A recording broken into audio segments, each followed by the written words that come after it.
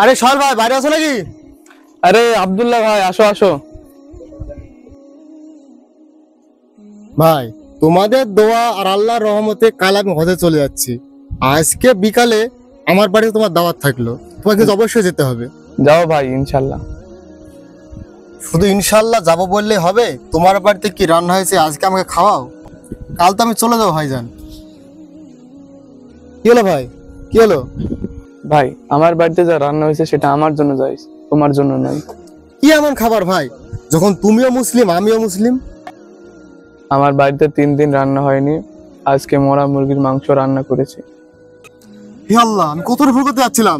আমার প্রতিবেশী 3 দিন না খেয়ে আছে আর আমি হয়ে যাচ্ছিলাম। সোহেল ভাই এবছর আমি হয়ে যাবো না, চলো তুমি আমার বাড়িতে চলো, তোমাকে টাকা দিব, তুমি তাই নিয়ে সংসার চালিয়ে নেবে। চলো ভাই আমার সাথে চলো।